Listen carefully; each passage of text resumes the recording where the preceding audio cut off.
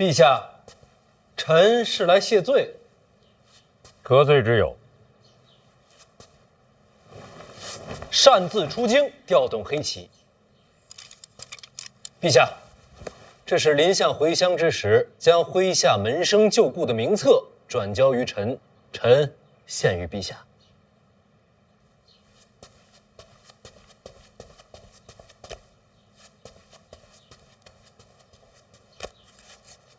范建，你来干嘛？臣，袖子里头装着什么东西？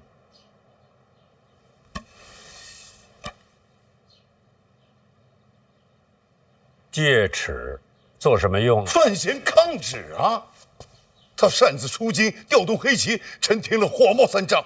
范家一族向来弑君以忠，怎么出了这么一个逆子？你准备怎么处置？臣想家法伺候。准打！逆子，逆子，你气死我了！我今天一定要打死你！我今天一定要打死你！逆子！范建，我今天不打死你，我还哪有脸见陛下？好了，别装了。临相的事儿，朕一点都不在意。今天让你们前来，是要告诉你们一件事情。范闲，该完婚了。啥？你范闲该完婚了。我跟婉儿的婚事？你还想换一个人不成？啊，不换，就婉儿。好，3天之后完婚。3天来得及吗？从礼部拿银子，我们在事后给他补上。陛下，这不合规矩。范建、范闲，你们听好了，这桩婚事不是你们的家事，是国事。是国事，陛下英明，臣领旨。哎，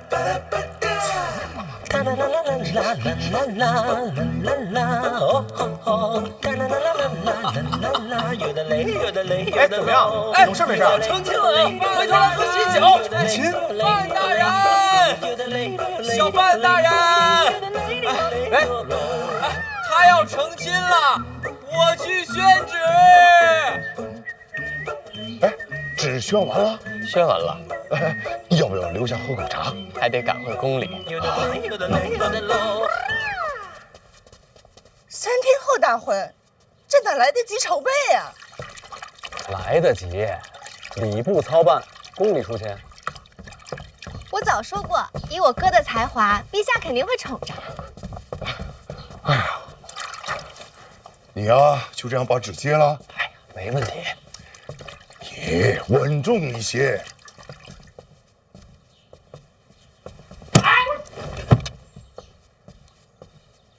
这一惊一乍的做什么？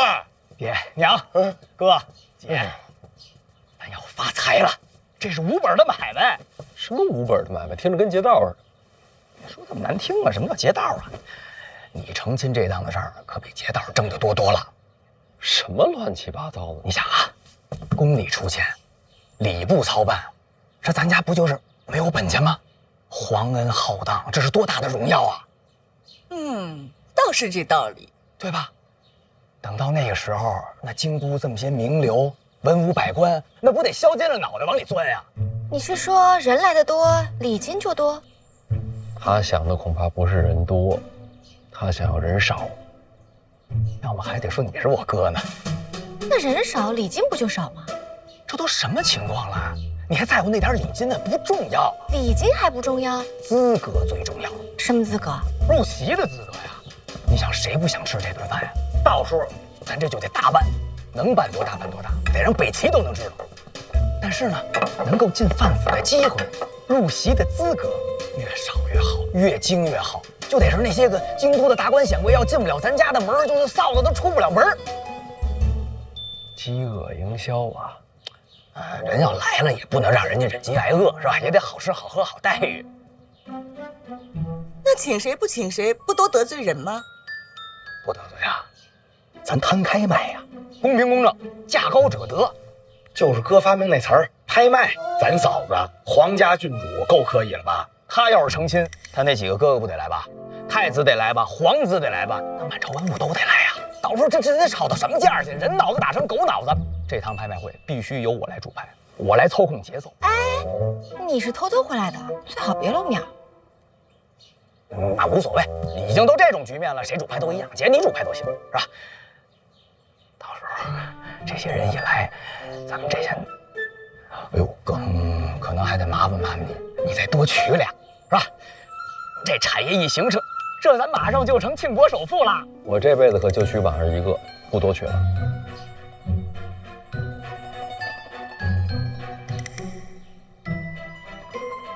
行，一个也行，就娶一个也可以，我也能让这产业做起来。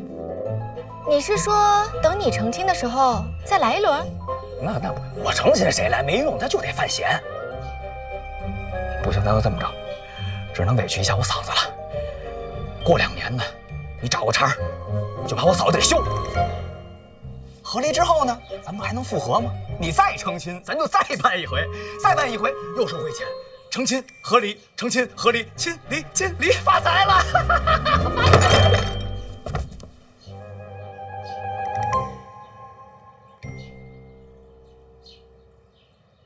坐下。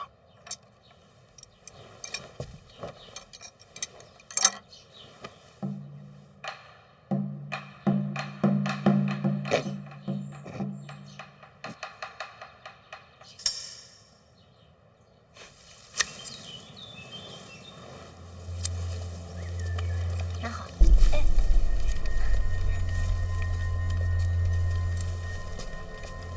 看这个，喝水，喝水吧。来，沏油茶。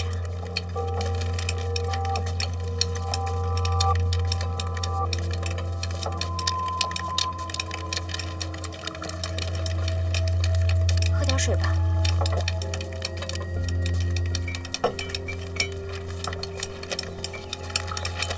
把这些送到那边去吧。我这也给我吧。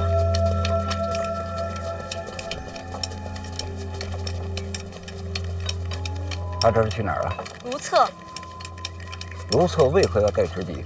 宫内符旨，如厕可以，人不能闲。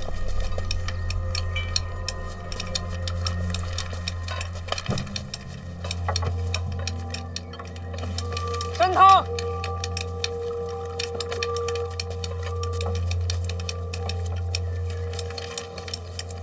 殿下在哪儿？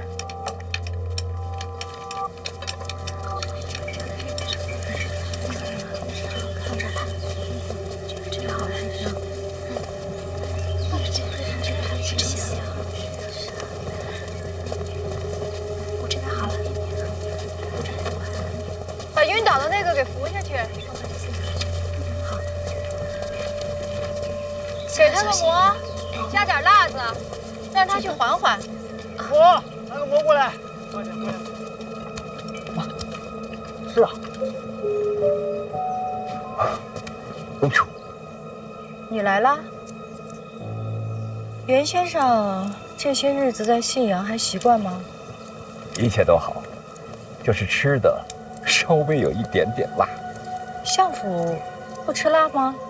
相府自然要跟着林相的口味来呀。袁先生在相府潜藏，也是辛苦你了。总算没有辜负公主的使命，把林若甫拉下了相位。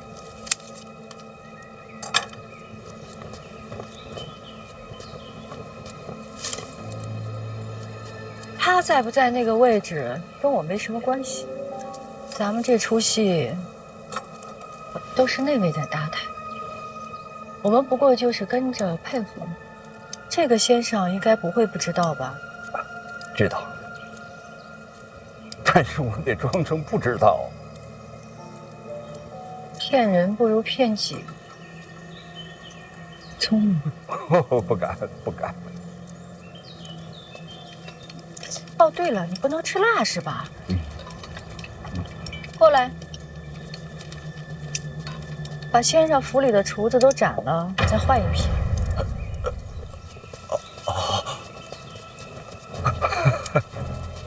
公主，大可不必呀，已经开始习惯了，也许再过几天，我就无辣不欢了。唯一缺点还是行善。确实是习惯了。人善被人欺，我就是最好的例子。要不然怎么会从京都被赶到这个地方呢？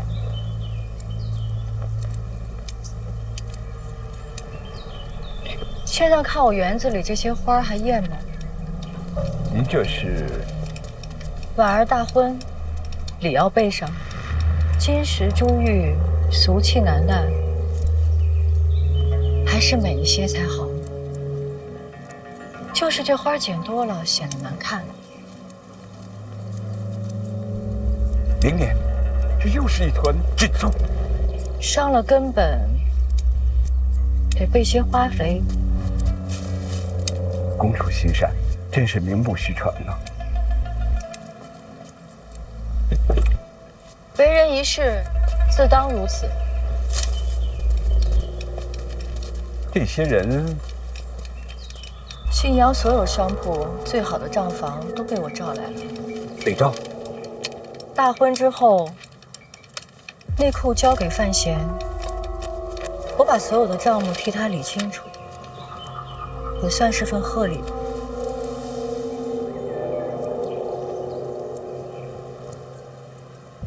身上有话要说，不必拘谨。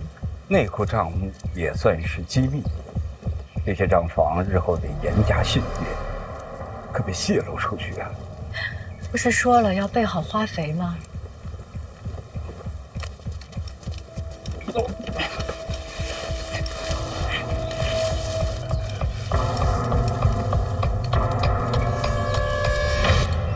待到明年，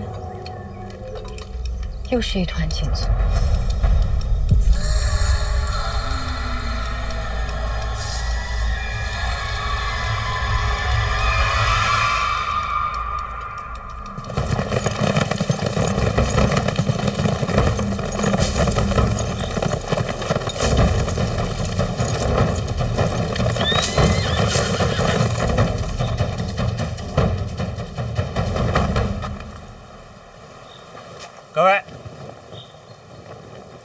各位，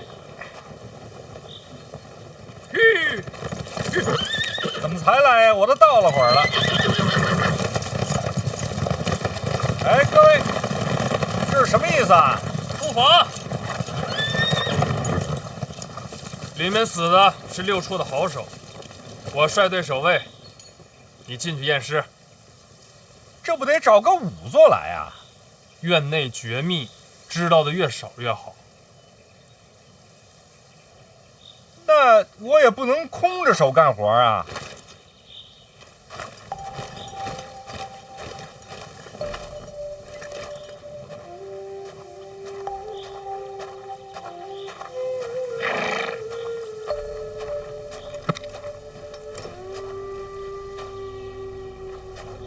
陪我一起吧。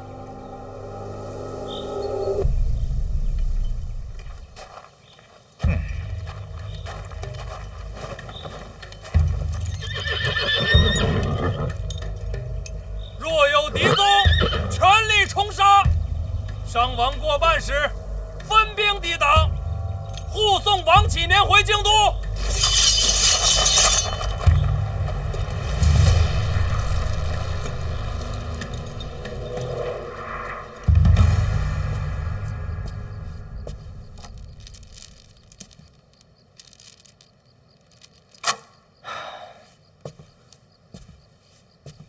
这些已经是最上品了，总觉得差点意思。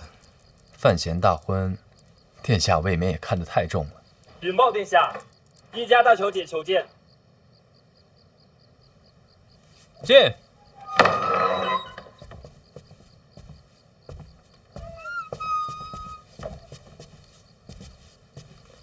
这么晚来，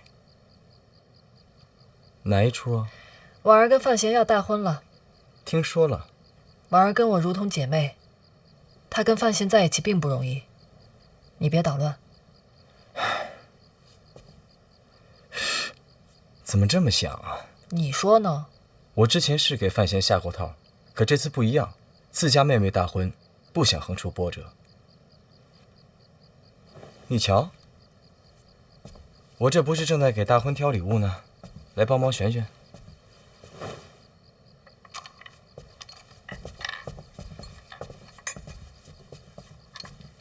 你发誓吗？要不然咱们做个交易。什么交易？你问我个问题，我对天发誓，给你的是实话，否则我不得善终，死无葬身之地。但我有个条件。什么条件？我也问你一个问题，你必须说实话，这才公平。行啊，反正我又不撒谎。要发誓。好，我也对天发誓，待会儿你问我什么问题，我都如实相告，不然就叶氏一族家破人亡。问吧。婉儿大婚，你会不会借机闹事？不会。没想过？没想过。不管我与范闲斗成什么样子，在我心中始终把婉儿当自家妹妹。那就好了，该你问了。你方才说你与婉儿情同姐妹啊，胜过亲姐妹。那你可不该有事情瞒着她。我怎么可能有事瞒着她？那我的问题来了，林拱遇害当天，范闲来找过你，都跟你说了些什么？发过毒誓的，得说实话。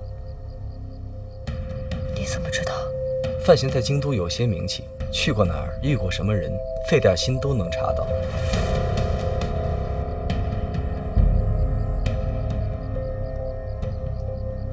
怎么？难不成你跟范闲之间有什么不可告人的秘密，瞒着婉儿？不是的。那是范闲来找我，就是问我件事儿。问了什么？你看见林拱与那2个牛栏街刺杀的女刺客见面，是你把这消息告诉范闲。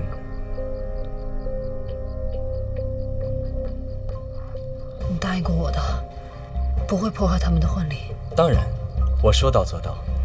你放心，这场婚礼一定会很热闹的。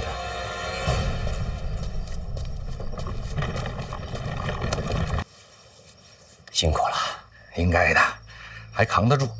那具尸体你看到了吗？看到了。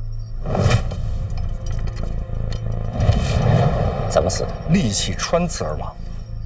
从伤势上看啊，凶手出手极快，易如凡人，武功高强。可除此之外呢，也没什么特别的。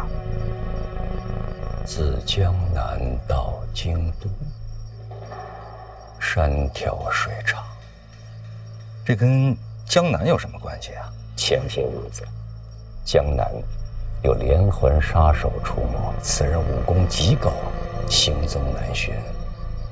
费介亲自前往江南，就是为了这个案子。有费老出手啊，那就万无一失了。费介前几日飞鸽传讯说他跟丢了，费老都跟丢了。自那日起，江南到京都，官府沿线不隔数日，就会有监察院的同僚惨死。那这凶手是从江南奔着京都来的？你看到的应该是最后一个。那按脚程算，此人应该到了京都。可这是谁呢？他能让费老无功而返？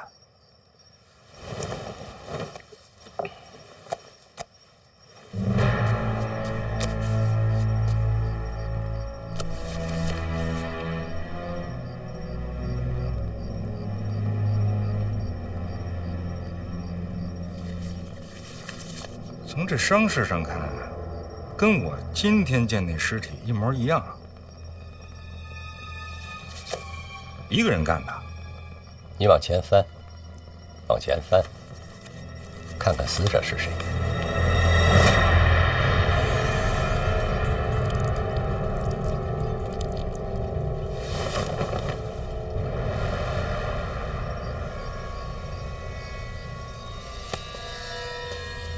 园长，那这个消息我能告诉小范大人吗？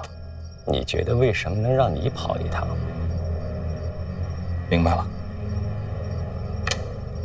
请您告退。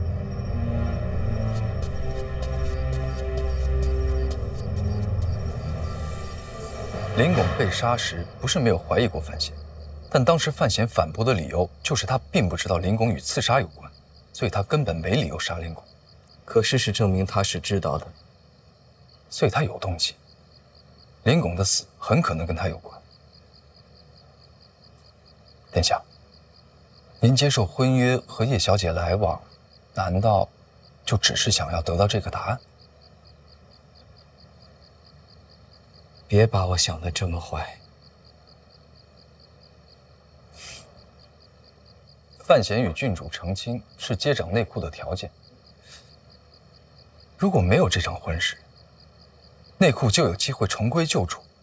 殿下，3日时间足矣，只要把这消息告诉郡主，这场婚事就再也不可能发生。谢必安，我没有想到你会有这么坏的想法。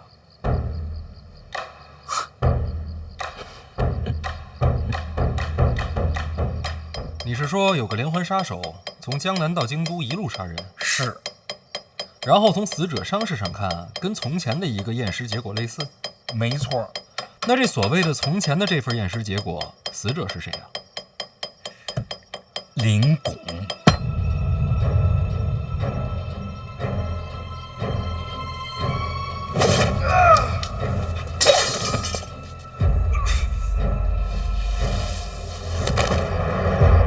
你没看错？不会错了，大人。2次伤势非常相似，这凶手啊，2次杀人，出手速度都是极快，异于常人。当然了，也有另外一种可能，那就是这次的连环杀手跟当年杀害林拱的那个凶手用的武器相似，武功呢也相差无几，也会有如今的这个结果。你刚才说，这个凶手是从江南一路奔着京都杀过来的。从时间上算的，现在应该已经在京都了。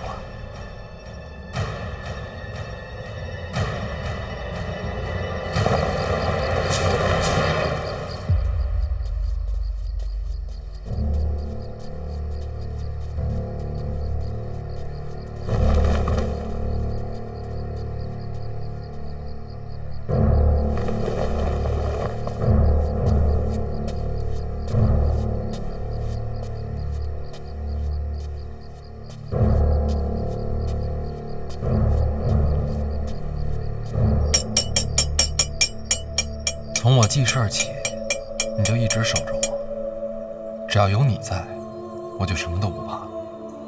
你对我来说不仅仅是一个守护神，还是我在这个世界上最重要的亲人。所以我希望你能找到自己想做的事儿。找到自己想做的事，为了自己吗？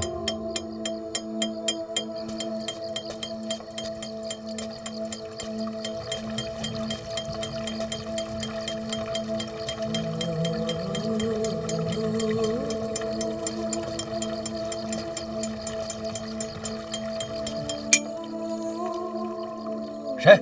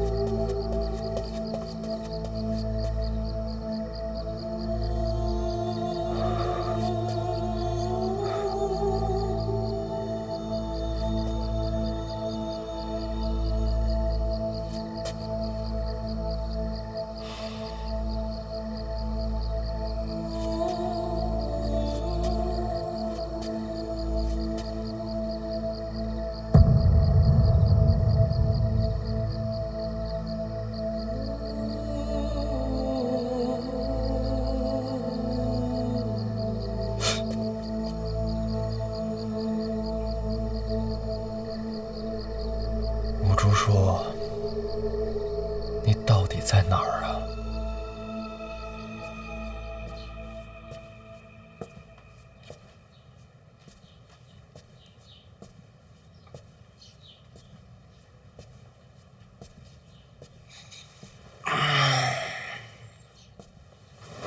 哥，你醒了！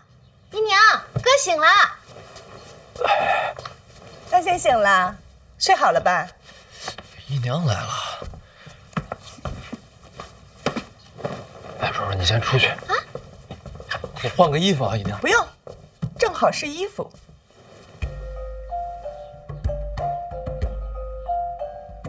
这2项都得是。想得美，满院子都是。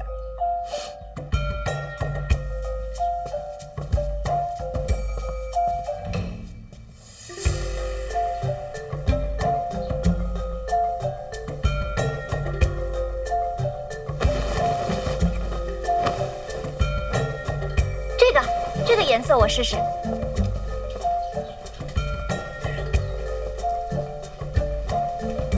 丽姐，还有丽姐，丽姐我再看看。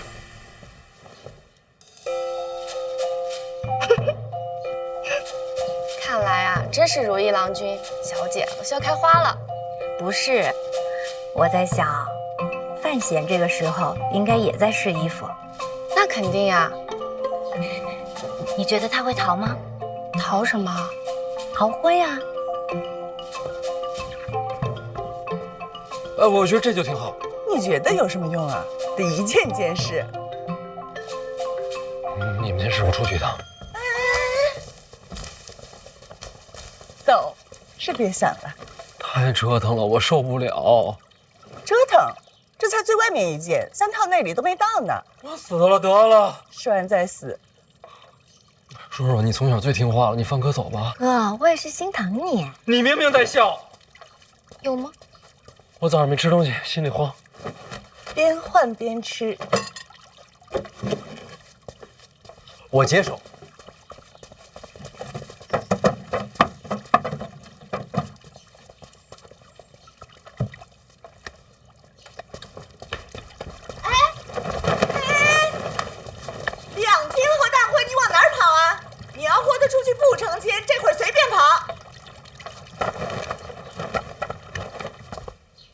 让他这么试，怕是生不如死。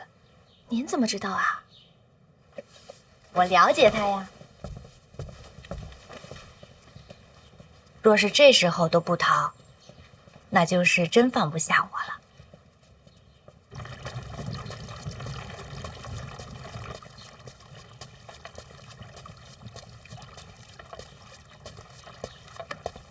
不跑了？来吧。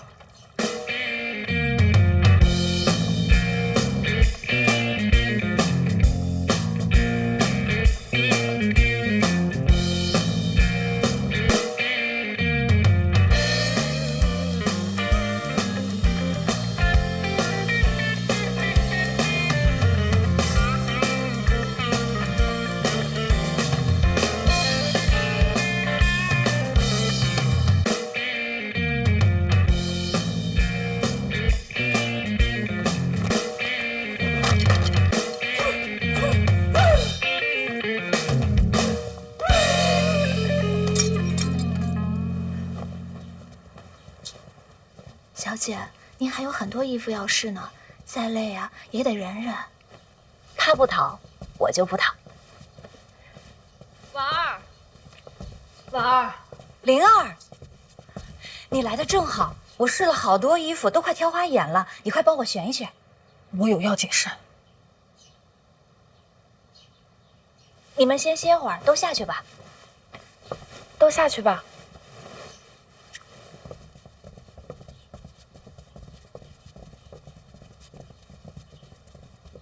找我有事儿？李成，阿切，你怎么了？得伤寒了？没有，阿切。小桃，快去把治风寒的药拿来。小姐，您放哪儿了？就在我……算了，还是我自己去吧。你等我一下。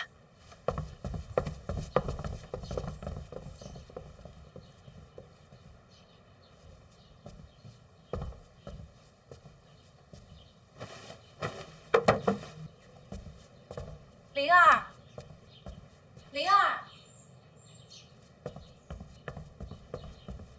灵儿，你在哪儿啊？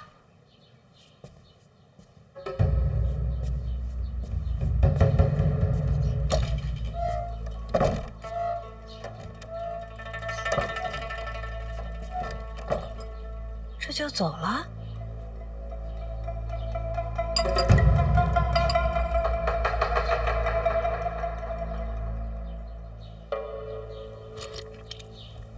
我让人去你府上问问，说你喜欢紫苏汤，便让他们学了做法，味道还行吗？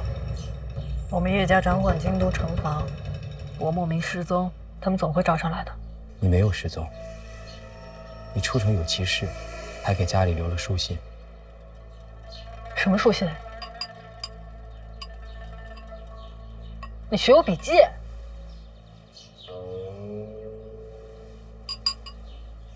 不喝了。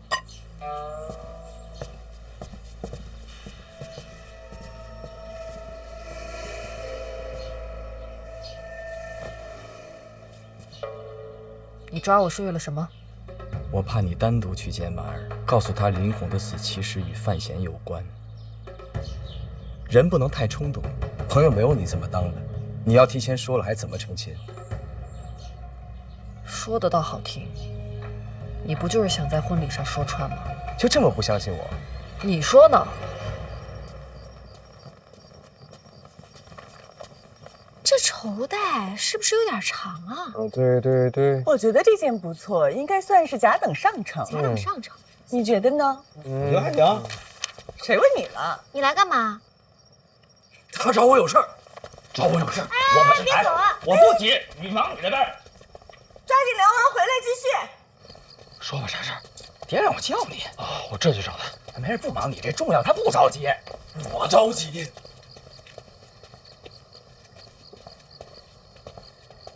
爹，爹，您找我？哎呀，哎呦，哎呦，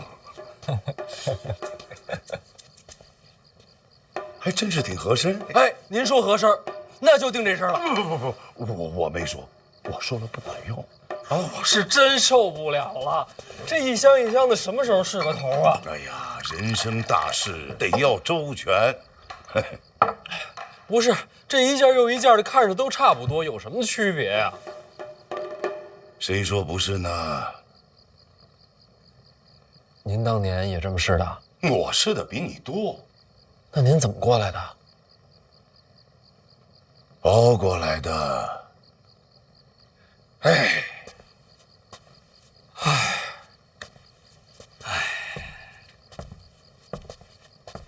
你跟着叹什么气啊？我是想啊，寻常人家根本没有你这种机会换这么多套衣服，你这烦恼啊，其实是人家的幸福。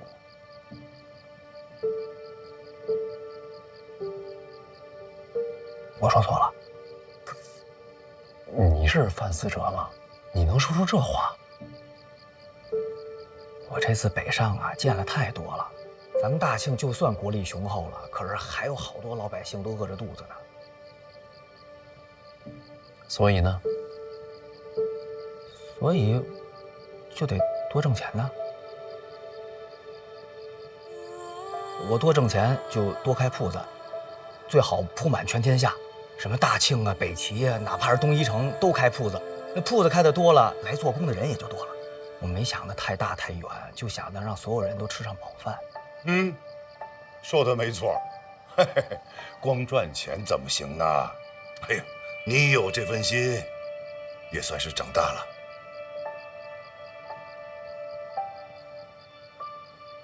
范闲啊，叫你来是有些事儿，要你自己衡量。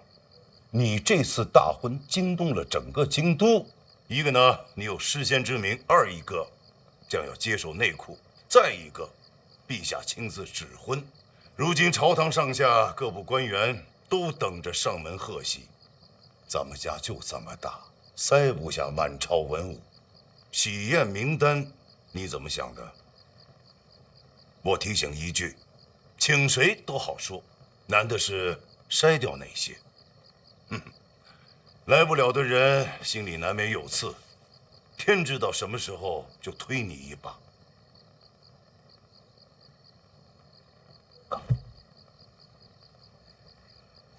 你再说说，这拍卖会能成？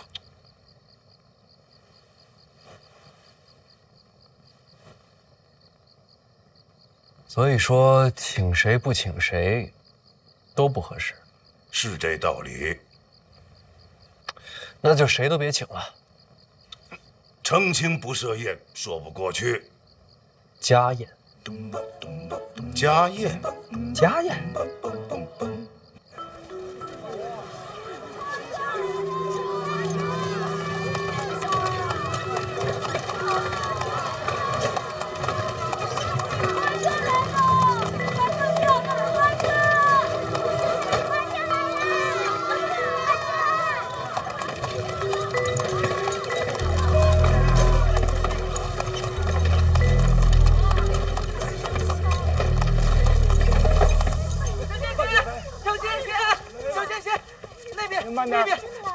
那边来了个大家伙，可漂亮了。他们都是奔你来的，你知道吗？那我再去帮你看一看吧。从信阳到京都一路散过来的，哈，日以继夜，夜以继日的，都不休息吗？他们轮流撒。那得撒多少花啊？车上装得下？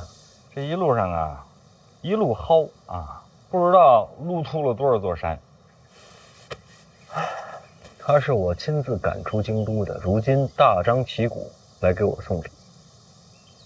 毕竟他是郡主的生母嘛。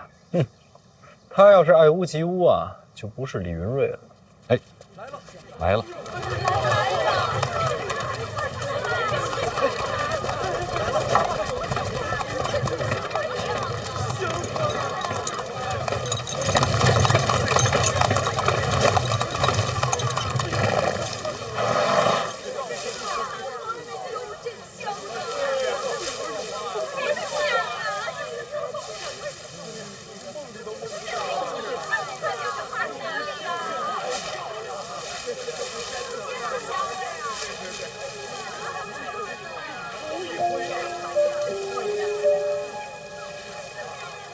什么意思啊？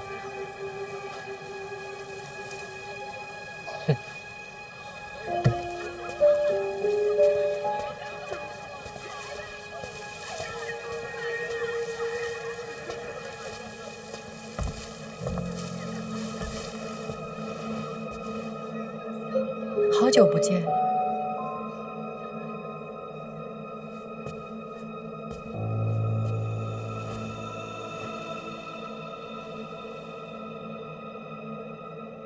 陛下命你留在信阳，若无旨意，不可回京。我抗旨，就是偷偷回来的。你现在可以去告我，一告一个准。回京都是想做什么？给你的。别怕，只是我的一份贺礼。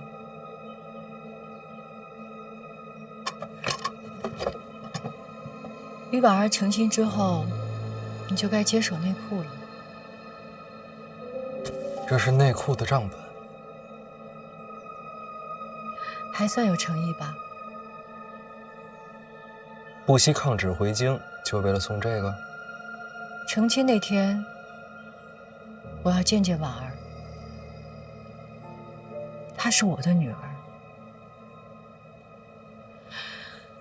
成亲是她一生中最重要的日子，我没有过那样的生活。但是我希望他有，我也想给他留下最美好的回忆。所以婚礼期间，你我休战。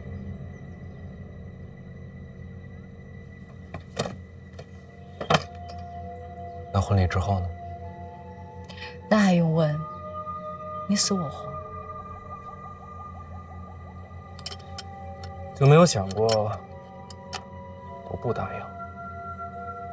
刚刚说了，可以去告我。我只做我想做的事情。你怎么选，我都接着。在京都住几天？看我高兴。住哪儿？反正不是范府。藏得好点儿。该叫我一声娘了吧？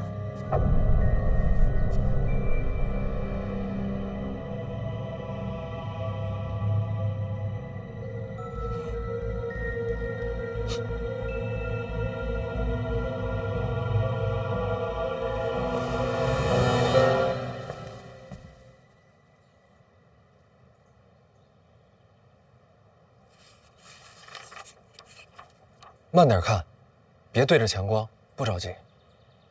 没事，看完了。怎么样？内库的经历是一个无法复制的传奇，毕竟是曾经的天下第一商铺。有史以来，天下第一商铺都不为过，多少奇思妙想，分铺开遍天下。还有皇室撑腰。如今看来，这账面上亏损了2000多万两。李云瑞这个生意做的，就该掉脑袋。皇室的脑袋没那么好掉。你听到这个欠款就不惊讶吗？早该想到的，就算没欠，交到我手里也该欠了。这件事情对于你来说，不光是账本，也是一个坑。就算是坑，也等到成完亲再跳吧。你说的对，婚事天下最大，你娘也盼着这一天呢。这些账册是不是先藏着些？怎么藏呢？人家撒着花送来的，不如大方点。大方点。现在通知8处的人过来抄录，正好，你也用一下你娘留下来的宝贝。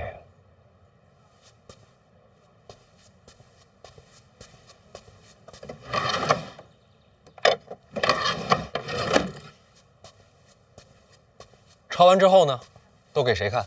该看到的都可以用。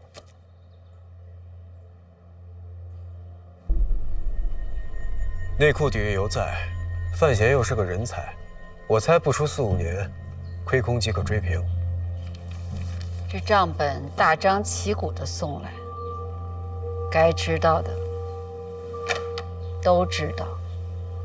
天下商贾逐利而行，既然知道欠债，谁还敢跟范闲做买？这亏空只会越滚越大。半年之内若无转机，他就得把内库吐出来。哎，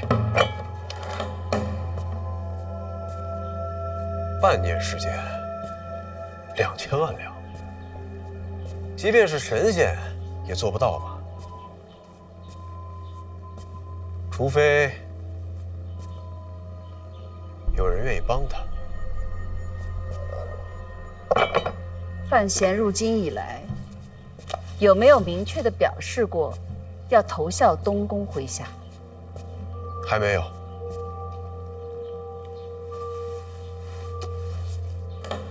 2000多万两的大客，换个礼尚往来，不过分吧？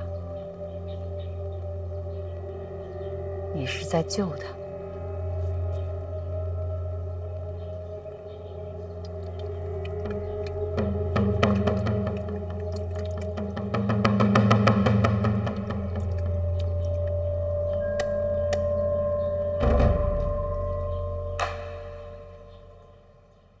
想救你的人不多，落井下石的人不少。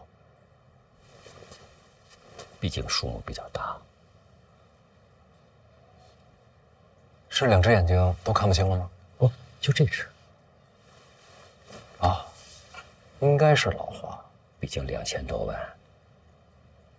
你就一点都不上心啊？先不管他，成亲了再说。别着急，欠款的事情，陛下知道，我也知道。我不着急。其实我这次来啊，也不全是为了这事儿。连环杀人的事儿，王启年和我说了，凶手看清了吗？我猜想着你当天就会来找我，这事儿要能摊开说，您就不会转个弯让王启年跑一趟。你小子可以做官，是吴主书干的吗？不知道。从江南一直杀到京都，见过他的人都赔了心。那这些天呢？这些天京都平安，凶手好像是销声匿迹了。那就不是了。吴珠忘记了很多事情，如果再来一次呢？如果他连你也忘记了呢？甚至对你出手，该怎么办？您这老花，我给您想想办法，一定给你解决。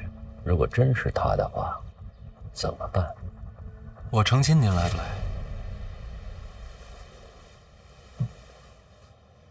那是你的家宴，就是家宴才会请您啊。我早就没有家了，这不还有我呢吗？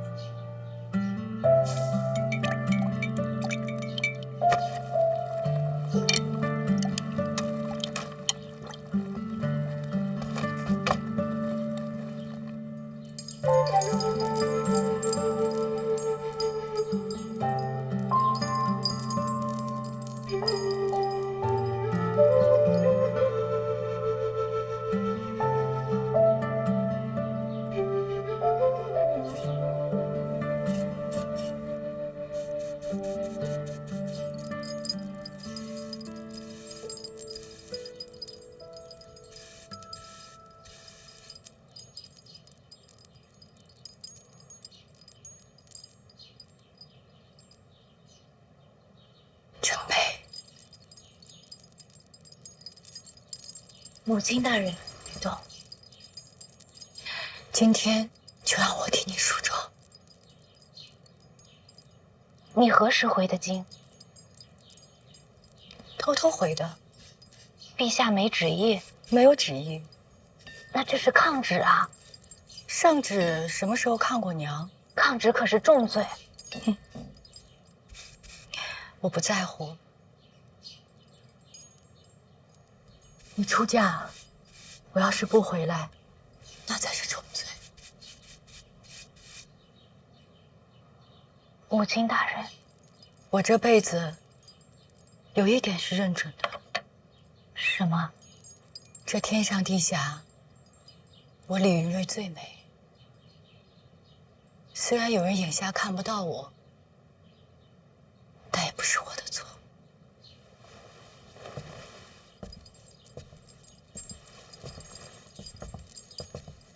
您说的是谁？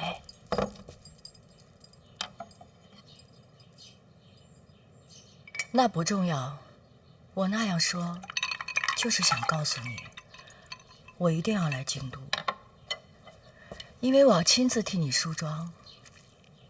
在这人间，如果我允许有另一个人比我更美，那个人必须是你。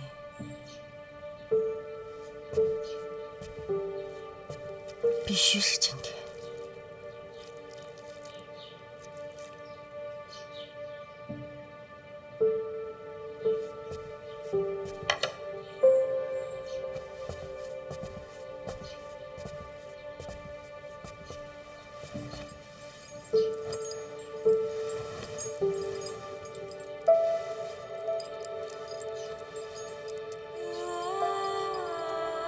从小到大，你都是孤身一人，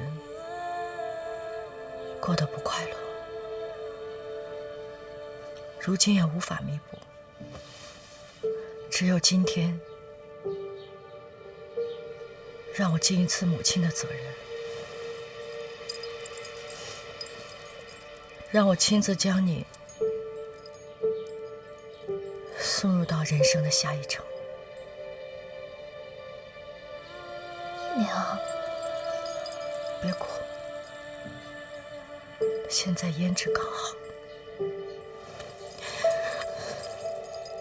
娘，以后能不能不要再跟范闲争斗了？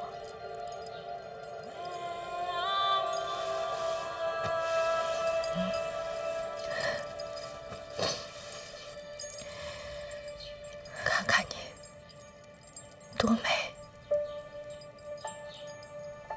做娘的输给你了。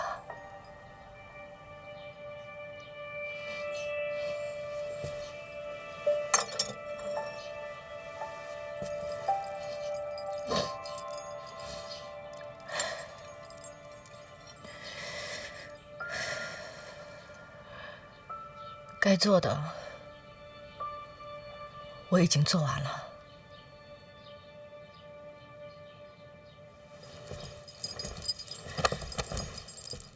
您要去哪儿？偷偷的来，自然要偷偷的走。婉儿，我没有过过你这样的日子，我羡慕你。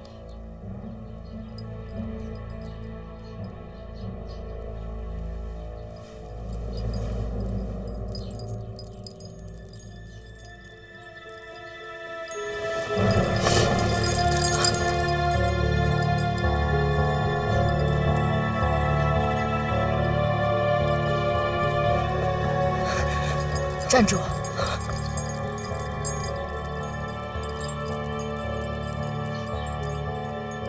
从今往后，把我这个娘从你心里给挖出去。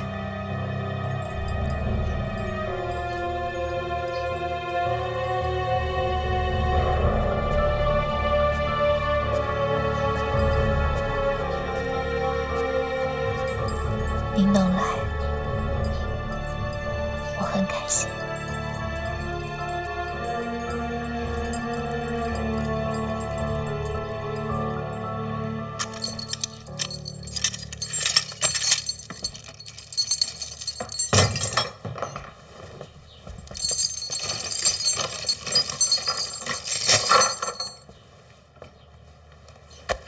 哎，去哪儿啊？还能去哪儿啊？你放过他们吧。我就害怕你不放心，所以让你和我一同去。我又不会武功，真有什么意外，随时向我动手。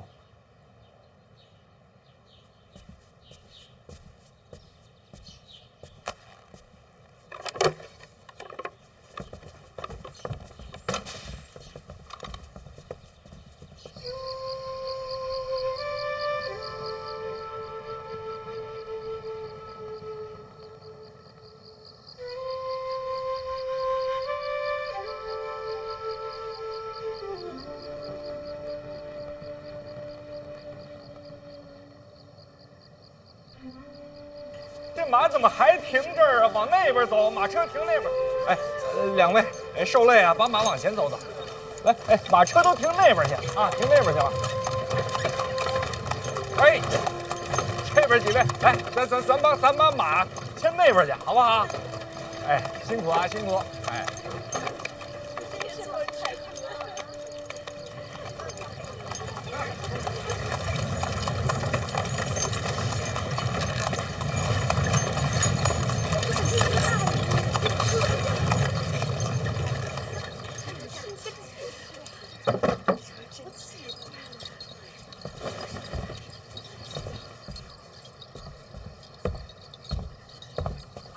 参见太子殿下。你是那个王启年哦？带礼物的，跟我进去。我知道你要说什么。家宴，你们就不用跟着了。都谁到了？那。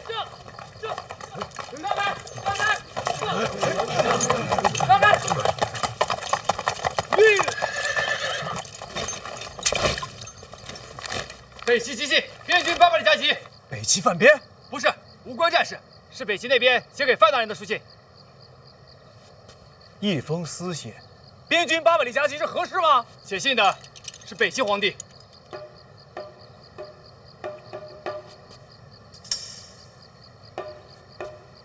哦。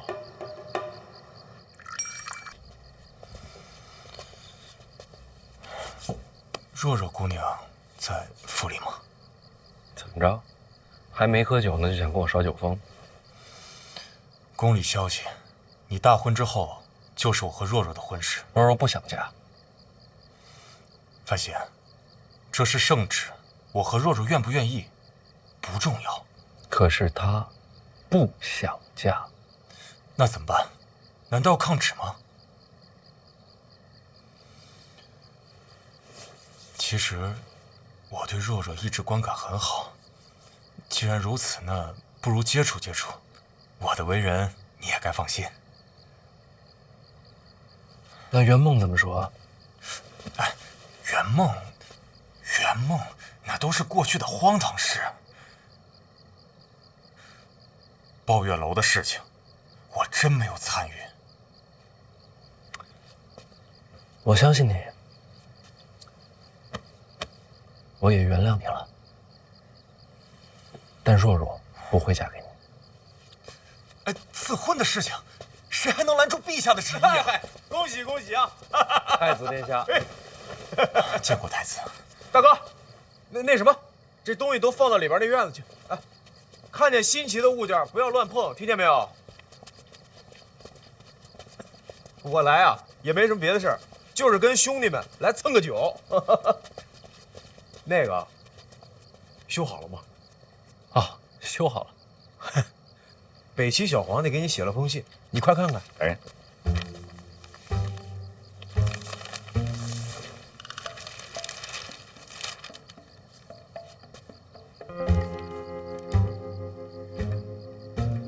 催我更新的，什么意思啊？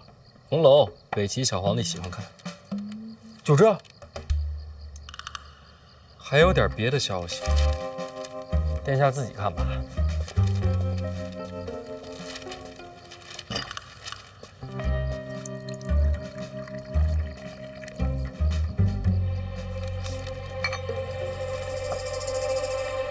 天下四大宗师苦荷要收若若当关门弟子，海棠朵朵不就是关门弟子？这上面说了，门没关严，再关一次，这也算理由。四大宗师武艺超群，想法难免异于常人。送到宫中，交由陛下点朵。这就安排。行了，入座吧。哎，范兄，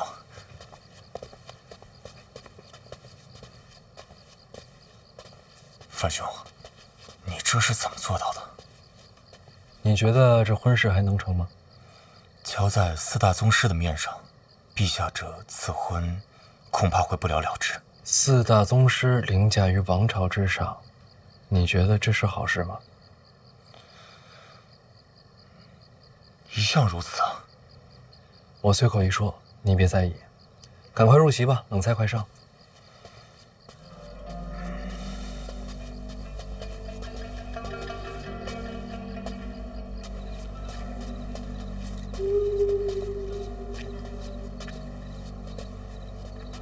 这亲热怎么没人呢？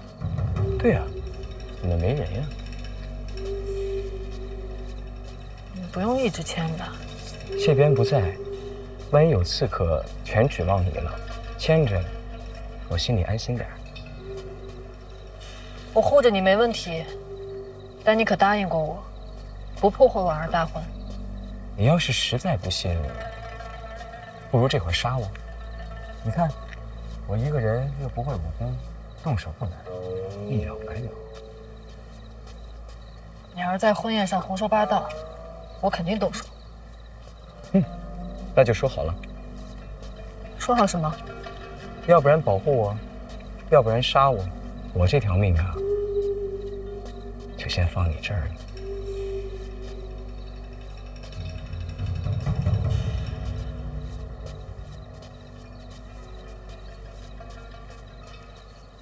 哎，你娶了婉儿，咱也算是亲戚了，咱们是一家人。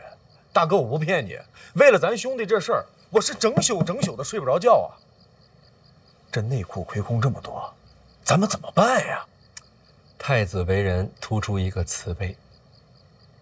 还有一点啊，我看这北齐对你也是颇为看重，但是咱们这内库亏空再多，那是咱大庆国的事儿，可不能拿别国的钱银来填这窟窿，这是大忌。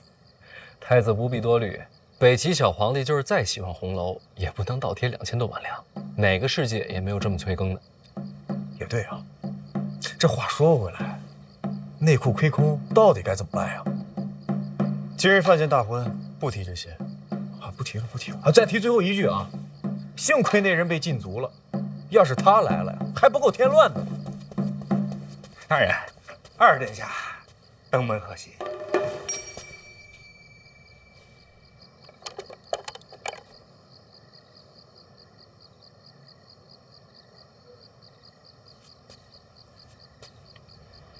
得亏是自己个儿来了，要不然这儿啊还真容不下。人家不像你，知道怕死。死我也怕吧，但不是最怕的。那你最怕什么呀？我怕的是波澜不惊，无趣儿啊，莫名其妙。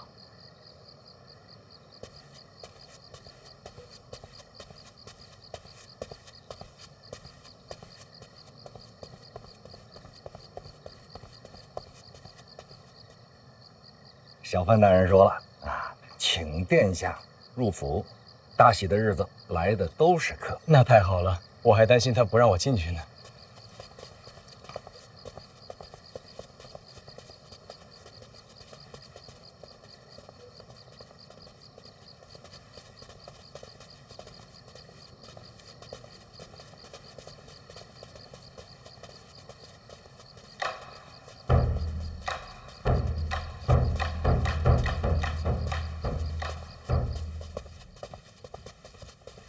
殿下请。哟，随礼。多谢。打开看看。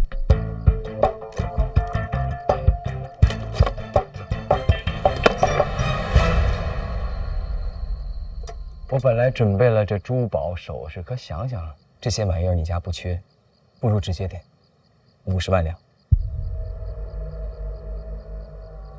多了。杯水车薪，这内库亏空2000多万，我都替你发愁。不愧是亲兄弟呀！什么？太子刚刚也替我发愁。嘿嘿，太子仁德我是远远赶不上，咱们还是想想俗人那一套吧。你接手内库也算是百废待兴，买卖还是要做起来的。有这亏空在，买卖可不好做呀。无事，我认识许多商铺世家，看在我的面子上，他们得帮忙。哦，对，二哥心是好的，但是，嗨，这商人啊，他是无利不起早。你今天拿了他的，明天怎么办呢？个个都来插手内库财权，这还了得呀？不过我就说呀，二哥呀，不像那些商人一样啊，商贾逐利的，他心肯定是好的。太子真是好眼光，可咱们总不能让这内库毁在咱们小范大人身上吧？对呀，自家兄弟怎能坐视不管呢？亲兄弟还能自相残杀呢？怎么着，太子，这钱准备你出了？这2000万两要是我能拿出来，那这事儿可大了。那不等于白说吗？明天后天，如果范兄有时间的话，可以来我府上坐一坐。办法总是有的嘛。太好了，从此以后啊，这监察院跟内库都归于太子麾下。哎，二哥，这玩笑可不能乱开啊！我可不敢像二哥一样私下结党。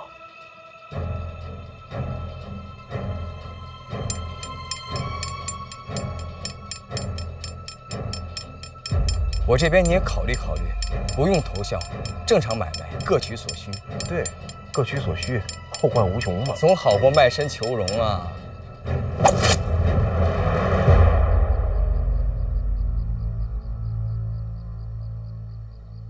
哼，又手滑了。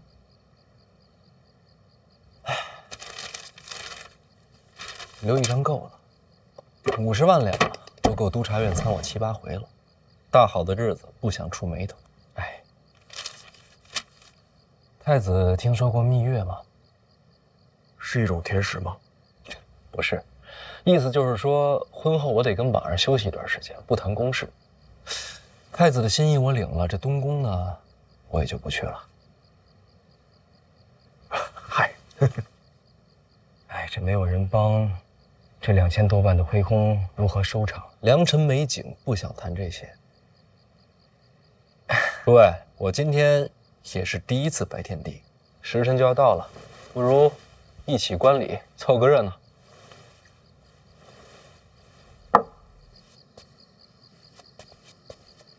良辰已至喽！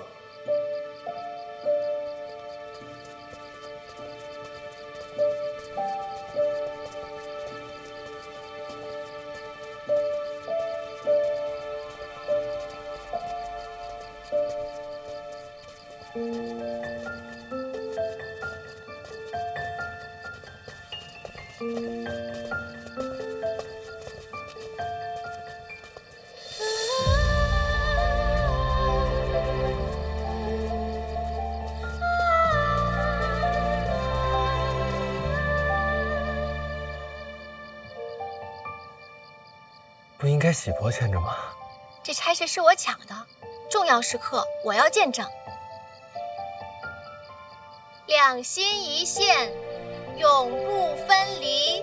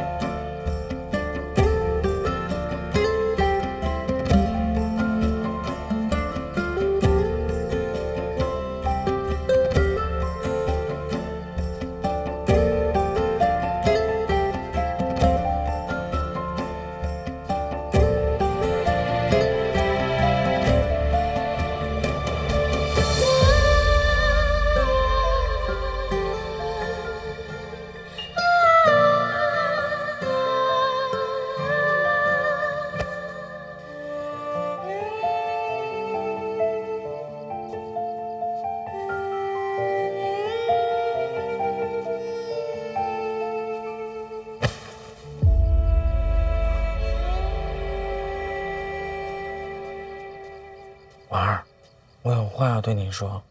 哎，少爷，有什么话啊？咱们拜完堂之后再说啊。不行，我一定要现在说。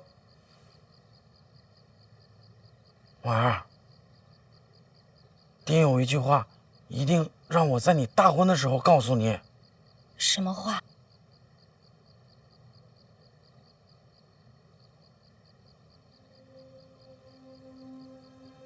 你们这话说的，好像我要跟陛下争斗似的。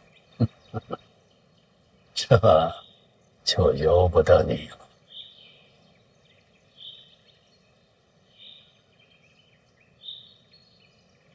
是吧？别废话，在城外都送了一遍了，再送我受不了。哎，对婉儿好点儿。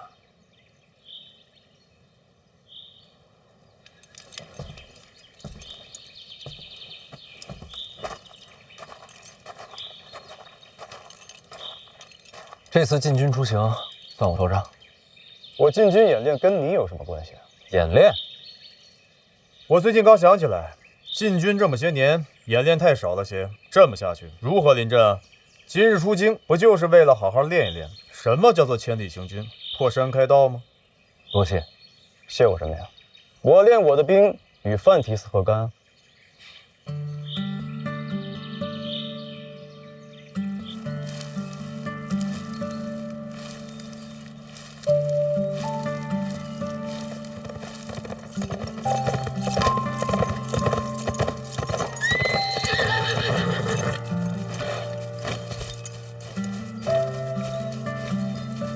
大哥怎么也在？凑巧碰上了。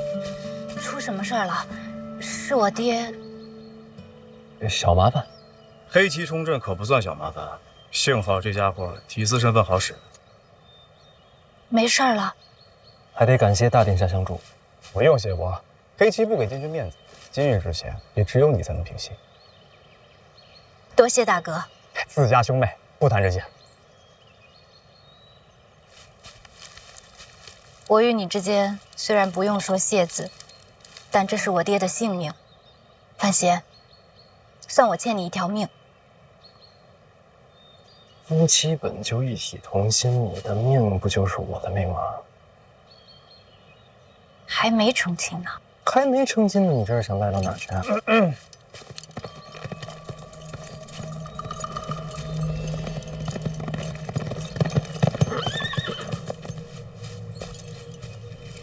陛下口谕，宣大殿下与范闲入宫见驾。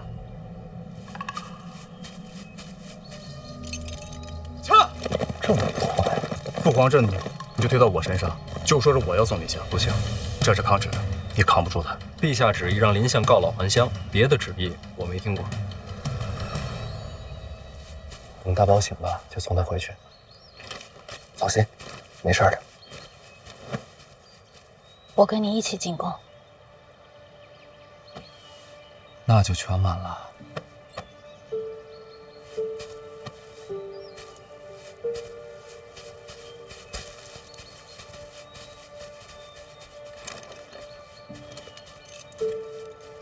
走。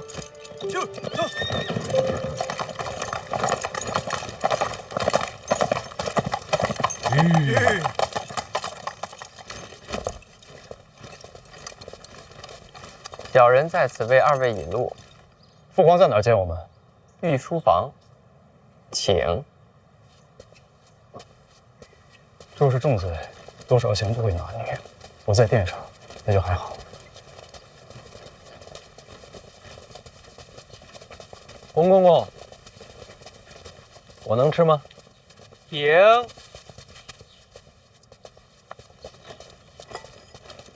你倒轻松啊！陛下真要砍我的头，我也不能当饿死鬼啊！来这儿。咱们两个鬼啊，吃饱一个得了。你想想，到底怎么说？不怕，我都已经死过一次的人了。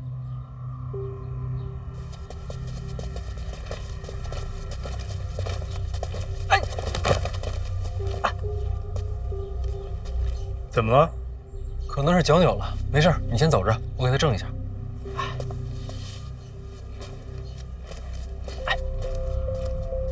陛下得知消息后，略有息怒之色。但方才御膳房送的糕点，陛下吃了2-3块。陛下平日动怒之时，绝不会去动糕点。这不敢说，脑袋不要了。大人恩情，小人并未忘却。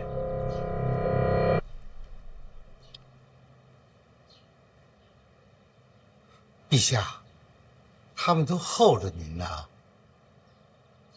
传大皇子。是。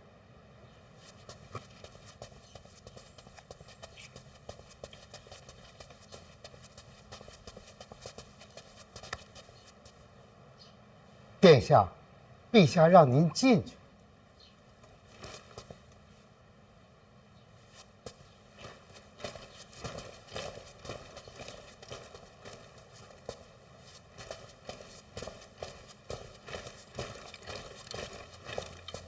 父皇，听说最近你跟范闲走得很近，确有其事。朕想问问你，你这次前来是为他求情呢，还是为自己开脱呀？儿臣想替我们俩求情。为什么替他求情？儿臣看他有些顺眼。看他有些顺眼。来，坐。坐。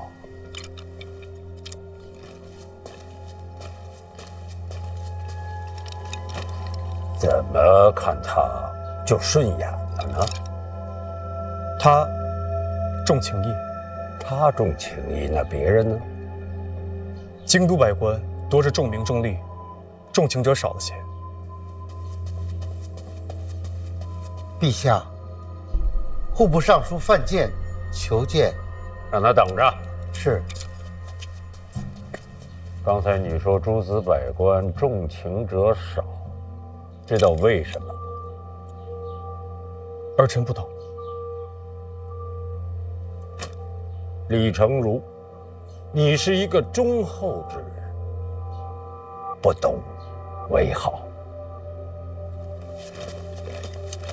儿臣常年驻守边境，眼光见识是浅薄了些。浅了好，安心守心。去吧。是。哎，把范家父子叫进来。是。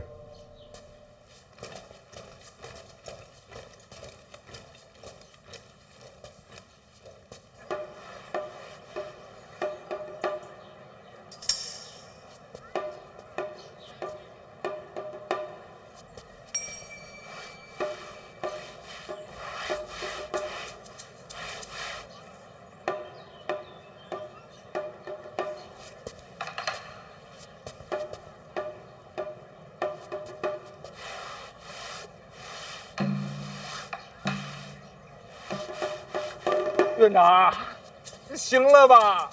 继续擦。